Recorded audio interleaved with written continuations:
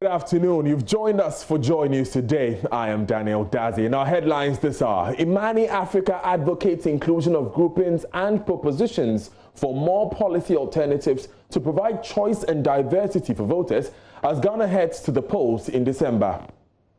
Minority in Parliament accuse government of failing to execute the country's digitization agenda. In business, Africa Union to hold session in coming weeks to officially commence Continental Free Trade Area in 2021. There's more within the hour. Stay with us.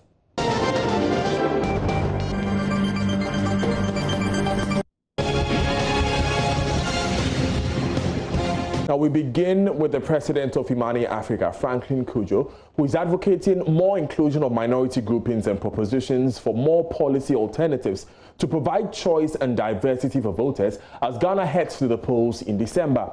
For about 2 hours, 6 independent presidential hopefuls responded to issues on corruption, education, health, and many others in a debate organized by Imani Africa and Joy News, your election headquarters.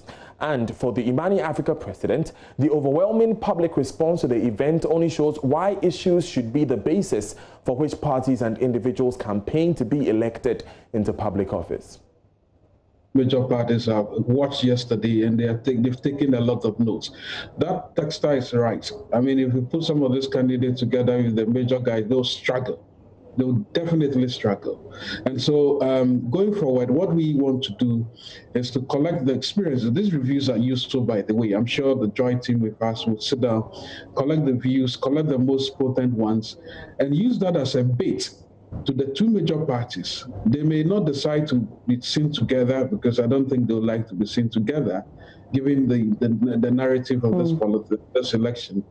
But we can cajole them and ensure that the very fine ideas that were expressed, lace them with the questions and put it to them, maybe on your own shows, and then we'll force them to have a conversation about these issues rather than telling us the same things we are used to all over again. Exactly. Aren't we tired of hearing somebody is incompetent? It's become like a national anthem. Another person says, you two are corrupt, you are this, you are this. It doesn't define the 21st century thinking. When I hear the likes of Kofi, the two Kofis, it gives me great pleasure because I see boundless, activism laced with a lot of expertise.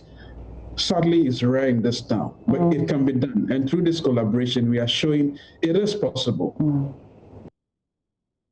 Now, the program, moderated by head of our political desk, Evans Mensah, and editor MFR Powell, saw most of the respondents vowing to break the monopoly of the NDC and the MPP in Ghana's politics. Here's Evans Mensah on the event.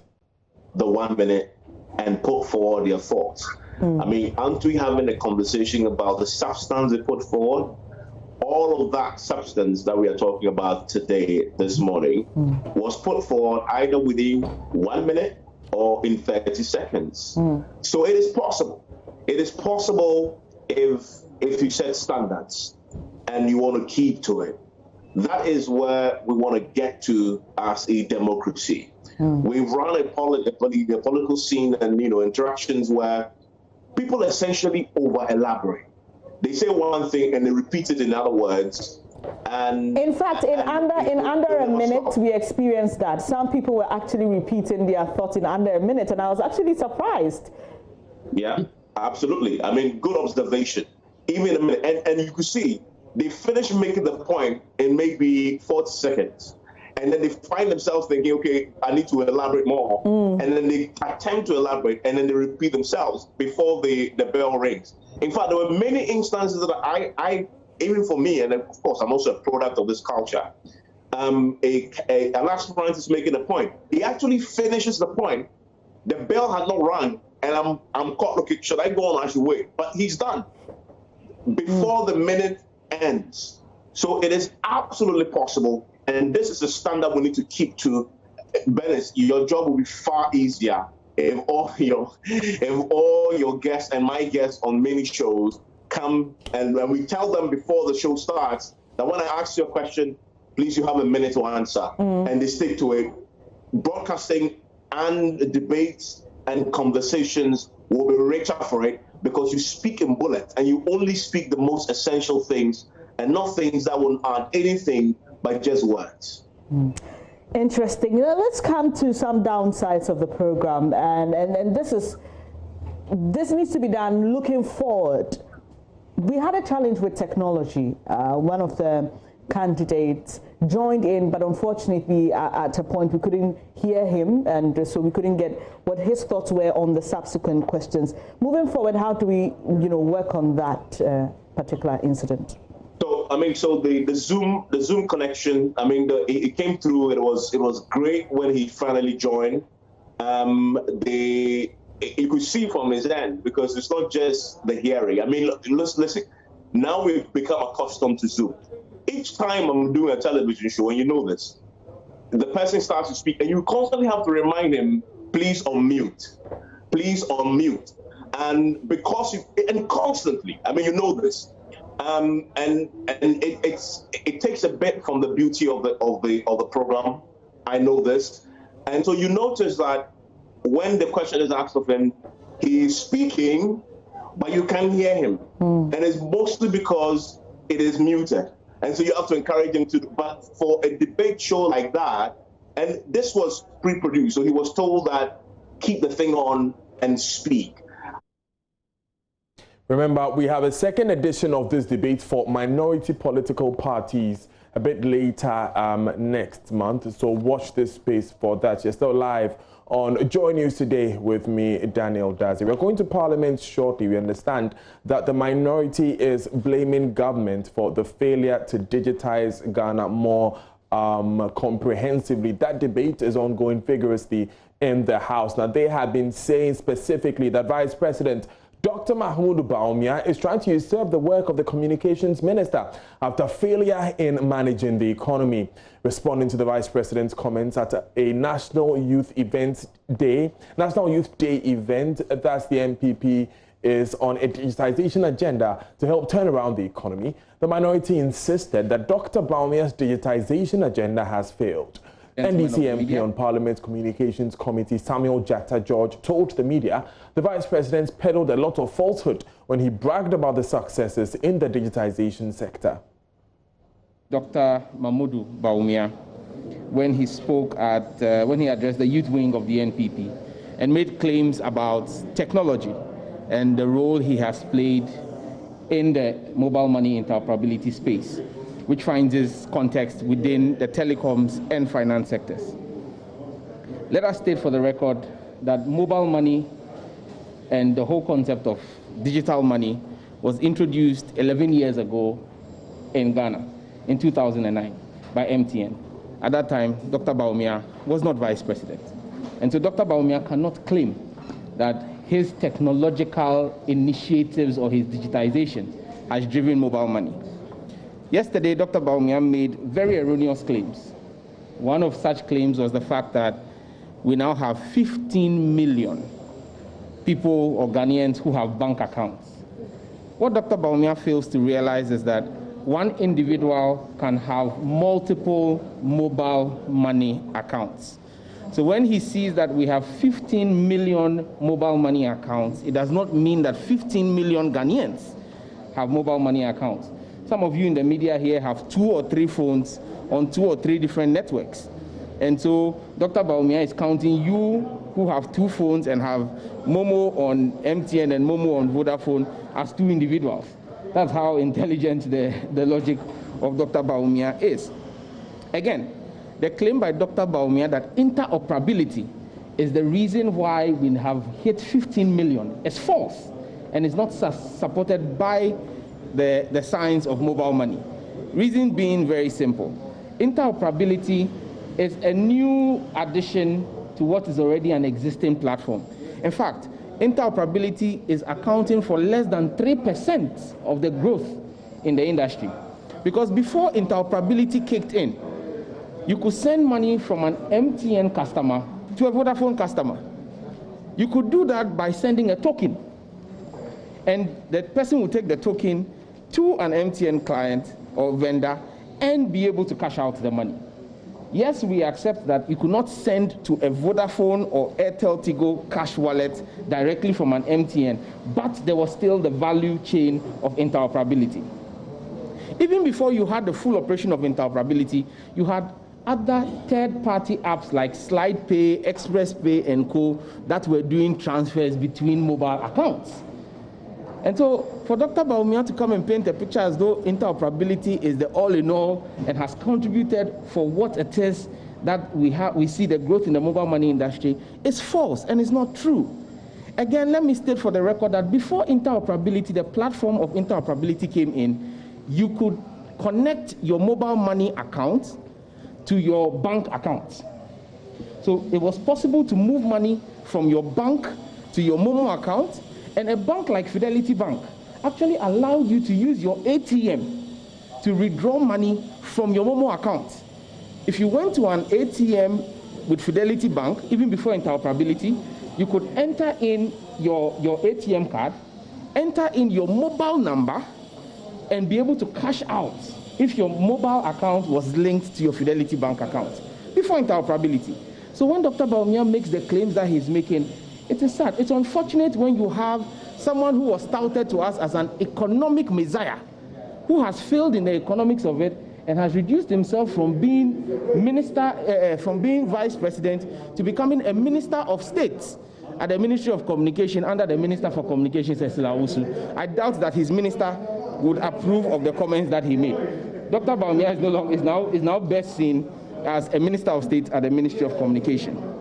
Let me also end by saying that the interoperability claim that Ghanaians now have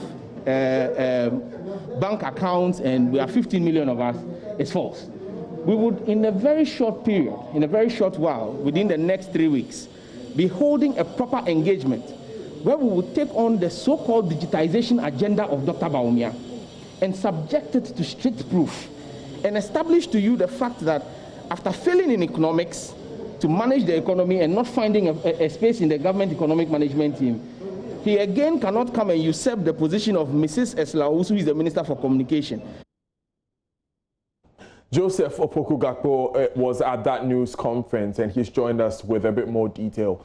So, Joseph, did the NDC or the minority provide any alternatives when it comes to digitization in the country?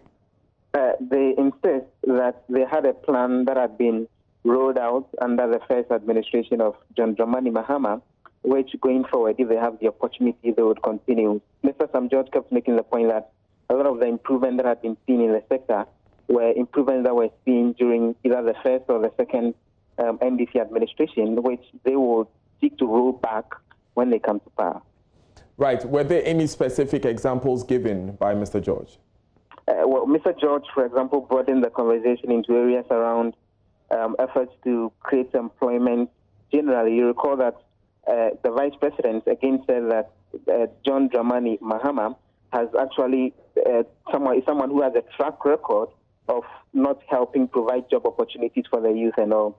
In that space, Mr. George made the point that a lot of the successes in terms of what government is doing to provide jobs, including the YEA program and even the other digitization initiatives, are things that started in the Mahama administration, and so he should be given the necessary credit for that rather than being bastardized by the vice president. So which other issues came up, Joseph? As far as the press conference is concerned, the focus was on the issue of digitization and all, which the minority insists that they have a better track record in. But right here in Parliament, the House is expected to go on break a little later today, and there are a number of items on the agenda before they will go on that break. Proceedings has actually started on the floor. For example, the House will be approving a 138 million euro loan facility for the Sunyani water supply expansion project that's expected to happen. The House will also be approving an amount of $330 million, which is money for the development of the Buankra Inland Port project. And additionally, you recall that when it comes to frontline health workers, the president has announced that they would enjoy additional tax waivers for the months of July, August, and September. That has also come to Parliament for the necessary approval. The figure is 174 million Ghana cedis. The House will be approving that as well before they rise. And then additionally, they are expected to approve the development finance bill as well, which will regulate various development authorities, and as well, the House will be approving the Security and Intelligence Agencies Bill 2020, which will be the final item that they will approve before they eventually take their break for the next 2 months. Now, Joseph, a couple of weeks back, when the Deputy Health Minister was naming government's plan to increase the salaries of frontline health workers, Dr. Bernard Okoboy mentioned that 6,000 frontline health workers will receive this benefit. Does the same apply for the tax waiver, which amounts to 174 million? The indication is that as far as the frontline health workers are concerned, they are earning separately additional allowance up to, if my memory serves me right, 50% on their salary as additional allowance, and that is all health workers broadly who are getting this particular tax waiver to the tune of 174 million Ghana. Right, it's clarified then. Thank you. And when the parliamentarians go on break today, when are they coming back?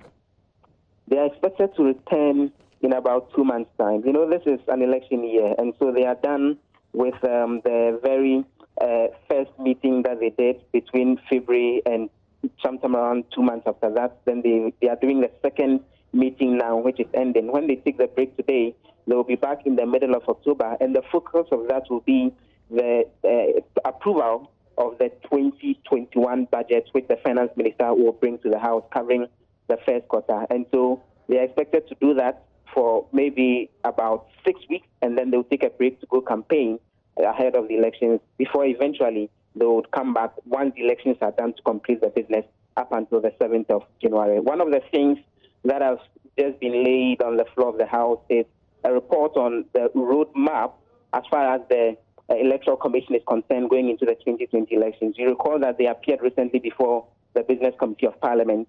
The details on that is now coming to the general floor, and the document on that has just been laid, and the details of it will be made public very soon.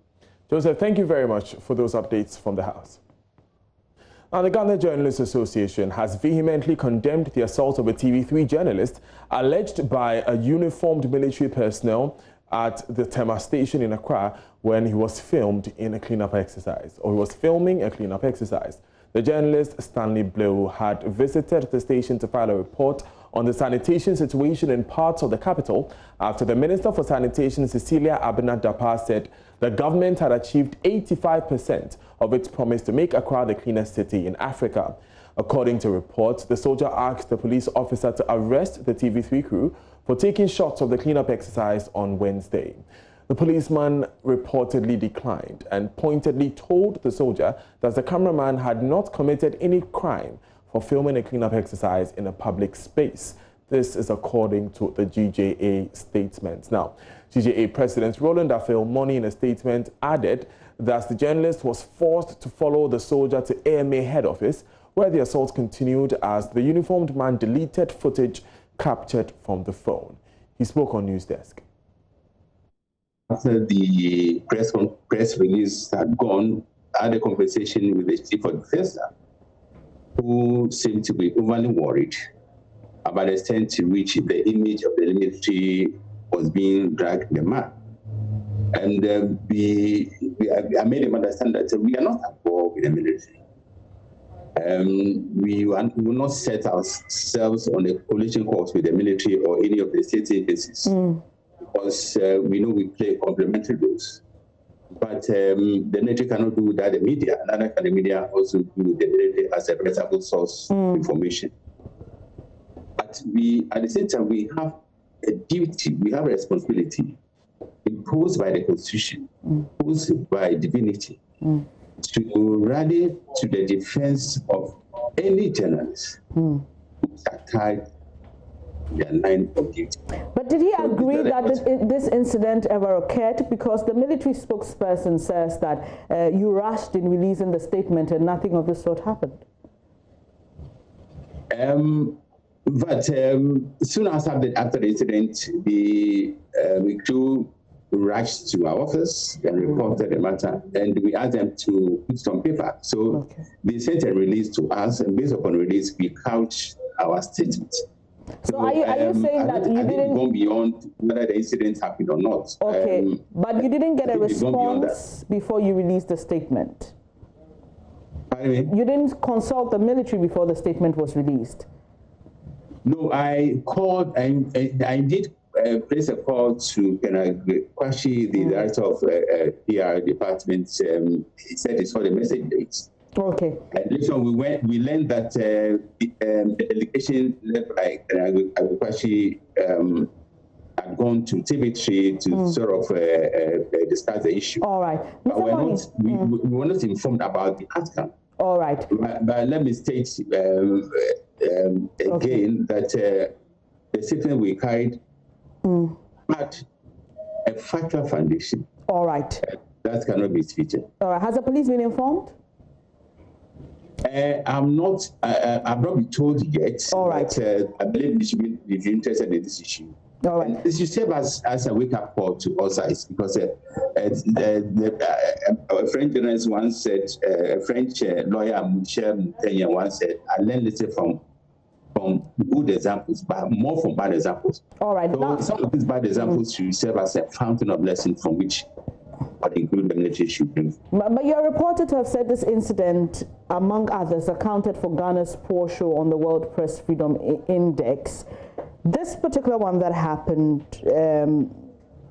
would you say would further push our status in terms of press freedom?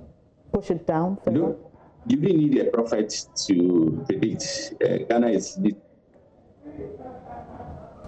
so many prophets, but I really need one of them to predict that it's the accumulation of such incidents which pushes our position on the World Press Freedom Index. And the international community, especially the international media organization, International Federation of Journalists, the Committee to Protect Journalists, they are interested in what's happening in Ghana. And we pray that we'll find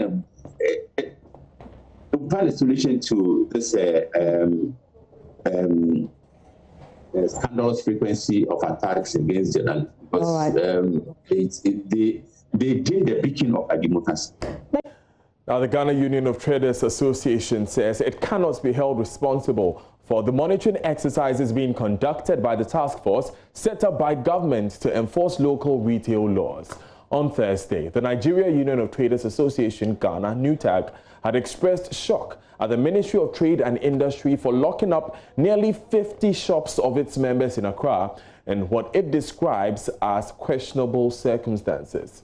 The task force set up by government commenced operations at Aposio-Kai on Wednesday to assess licenses of foreign retail businesses. Welfare Officer of GUTA, Ben Yeboah, says their Nigerian counterparts should only obey the country's regulations and they will be fine.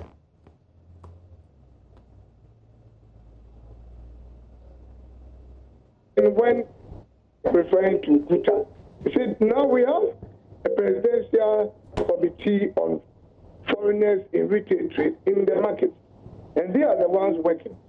You know very well that this committee comprises of a lot of institutions that are mandated by the laws of Ghana to undertake certain activities. And that is exactly what they are doing. So they are there to do their work. And if you remember, Circle is not the first time that they've been there. They've been there already, and that time they asked all of them to bring their requisite documentation. Now, none of them complied, and then they moved on. When the committee met, what we were told was that they had a roadmap that they are going to follow. So last week they were at Aposio-Kai to check on those who had and those who do not have the documentation, and they gave them notice. With Circle, we understand that they've given them enough notices. That is why they undertook that, exercise. And so you're saying that these claims aren't true? You see, I don't know why our Nigerian brothers are doing this to us. The thing is that this committee was there some time back. If you guys claim that you have all that requisite documentation, I like the word your man used, allegedly having those documentation.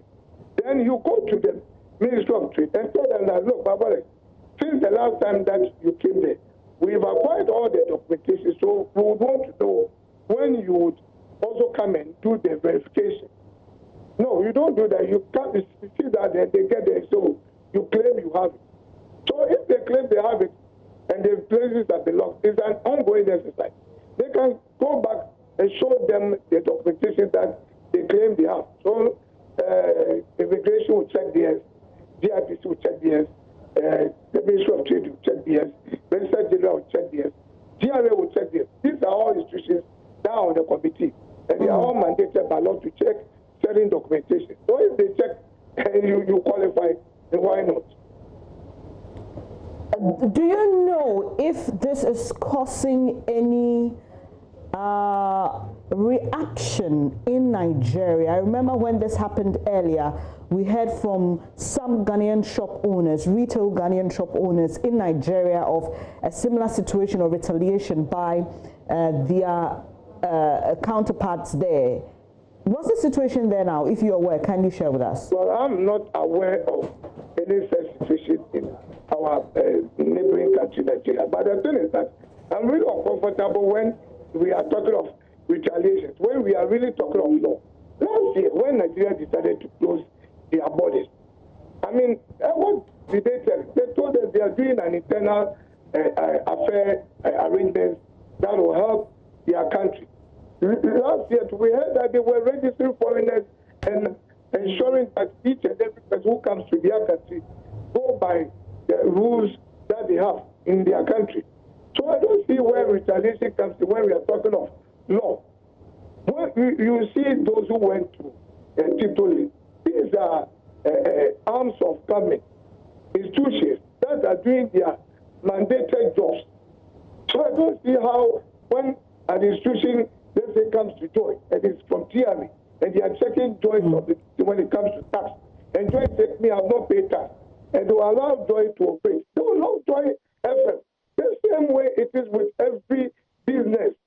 So please, I don't see where retaliation, if there is a Ghanaian anywhere around working somewhere and is not going by the requisite laws of that country, that Ghanaian should be checked to do the right thing. I don't see why, if you are doing the right thing, then someone say, if you do the right thing, I'll retaliate. So retaliate and do the right thing to your people. Now, for Ghana to win the fight against COVID-19, it is imperative that the citizenry adhere to laid down safety protocols. But sadly, that is far from the case on the streets, marketplaces, and even in public transportation. People are seen flouting the wearing of mask protocols. The Ghana Police Service has been tasked to ensure offenders are punished. To aid the police service play its role adequately, the Ministry of Sanitation, in collaboration with waste company Zoomlion, has donated 5 pickup trucks to the service, handing over the vehicle to the Interior Ministry. Sanitation Minister Cecilia Abena-Dapaah urged the Ghana Police Service to strictly enforce all COVID-19 safety protocols. Laws that are meted out to either fine or jail people who flout the bylaws. And you know who has the power to do this. It's in the bosom of the environmental health officers, and most importantly, when it comes to the crunch, the police. That is why we have collaborated endlessly to make sure it's a seamless touch and approach to sanitation. What we are doing is to provide the wherewithal.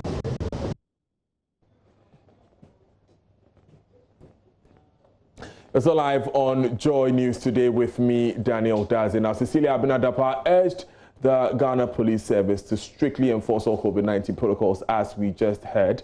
Now, receiving the items on behalf of the Ghana Police Service, Interior Minister Ambrose Derry expressed his profound gratitude to the Sanitation Ministry. He further pledged to ensure the vehicles are used for the purpose intended. The protocols by which we operate emphasizes hygiene, personal hygiene, which is in the realm of the Ministry of Sanitation. I want to, on behalf of the Ministry of Interior and the police, to thank the minister, my sister, and Zoomlion for this assistance. The police have worked tirelessly to ensure that not only is there peace, but also sanitation.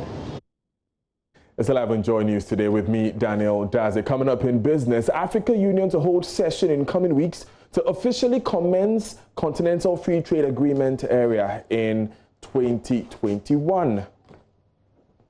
Charles Aite has all the details after this.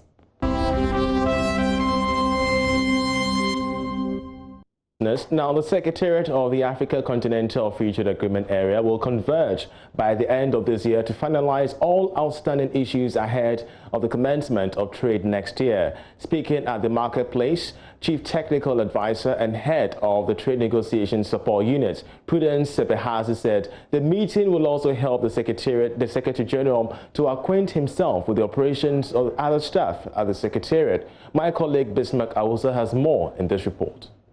President Akufo-Addo, during a closed session of the 33rd African Union Summit, explained that negotiations with real estate companies for residential accommodation for other staff of the Africa Continental Free Trade Area Agreement were on course. Giving an update on the preparations for the official commencement of trade, Chief Technical Advisor and Head of the Trade Negotiations Support Unit, Prudence Sepehazi, told Joy Business a meeting on full and final settlement of outstanding issues will be held by December.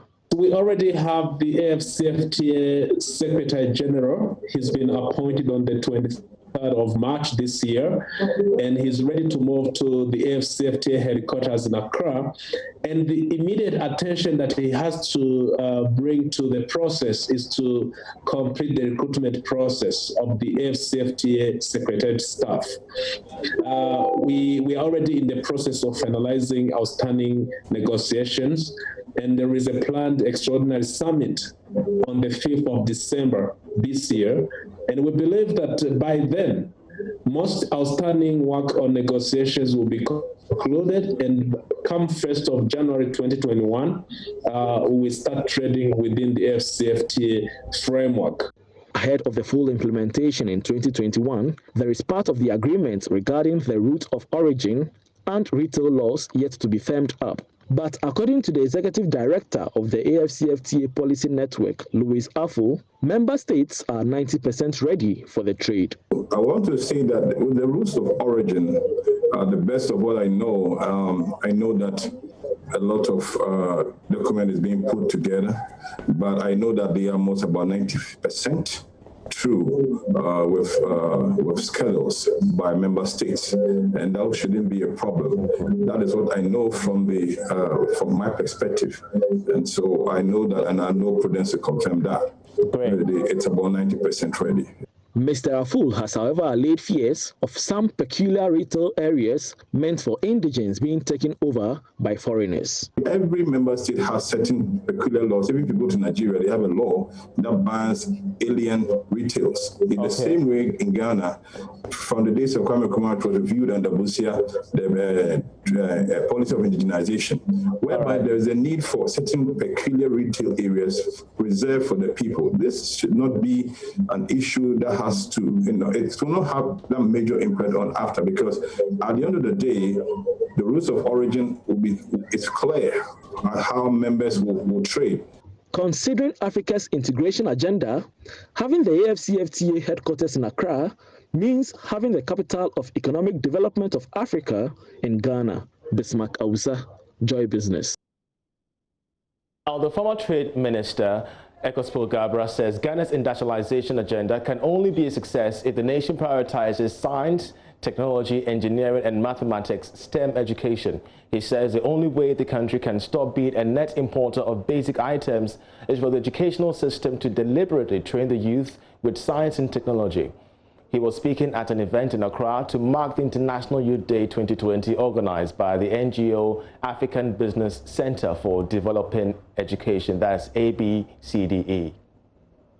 You've heard involvement in STEM, so specifically science, technology, engineering and mathematics, especially for girls. STEM is not just for girls, but STEM is for all people who want to study science, technology and mathematics. But in our case, we are focusing on girls to help with girl child education and to make as many more of our nationals and our citizens scientists as possible. I think we all know that most developing countries, and Ghana in particular, does not have as many innovative, practical technologists and engineers as other countries have. And so almost everything that we are consuming is imported. And if you are concerned about the importation of almost everything, and all our policymakers decry it from time to time and wish we could have made more goods made in Ghana, then how do we make those goods if we don't have scientists and technologists who understand the process of manufacturing and all the value chain that attends to that process?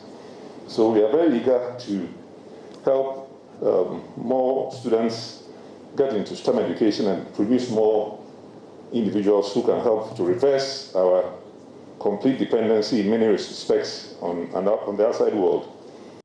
And that's how we end business. Sport is next with Hans. Do stay.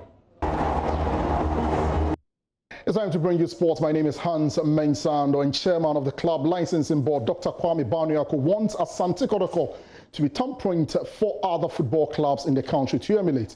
According to him, the Porcupines have the required personnel to be a model club.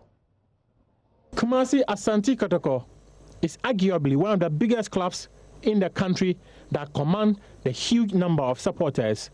Many believe that when there is patronage for games involving Kumasi Asante Kotoko and Accra House of Oak, the success of Ghana football would be on the rise. Board chairman of the club licensing committee, Dr. Kwame Banuako, claims Kumasi Asante Kotoko should be a guide for other teams in the country. Kotoko should be the guiding light for Ghana football. And I think all the other clubs will follow when Kotoko decides to lead. And I think the board and the Nana House team should take this as a guiding principle, that Kotoko should want to be the leader as far as Ghana football is concerned. And in doing so, we expect Kotoko to do the right things. I have a bit of a history in the last few months relating to fines imposed on Kumasi Asante Kotoko. I believe that this will be a thing of the past if Kotoko decides to do what is expected of it. And I have no doubts in my mind that this current board has the acumen and the ability to ensure that Kotoko takes up the leadership mantle in Ghana football. Hypothetically, there are claims that Kumasi Asante Kotoko have got about 8 million supporters. Kwame Banuako believes the Porcupine Warriors should be the stepping stone for the success of Ghana football. One of the main objectives of the licensing board at the FA is to make sure that the clubs are run professionally, the game is professionalized, commercialized as well. And I believe what we are witnessing today is a step in the right direction for arguably the biggest club in Ghana. I would like to say that as an FA board, we believe that if Kotoko succeeds, the Ghanaian game also succeeds. Because Kumasi Asante Kotoko has the numbers and has the tradition and the records. Kotoko is the record Ghana Premier League champions, having won the competition 24 times. Arsenal have signed midfielder Willian on a free transfer after his departure from Chelsea. Joy Sports, Asari Bediako has more in the following report.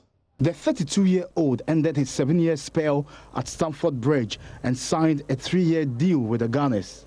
Earlier this month, Willian agreed a contract around £100,000 a week after negotiations with Chelsea broke down. Arsenal's FA Cup final victory over Chelsea, which Willian missed because of an Achilles injury, means they can at least offer Europa League football next season. Willian won 2 Premier League titles, the Europa League, the FA Cup and the League Cup during his time at Chelsea. That's it for sport.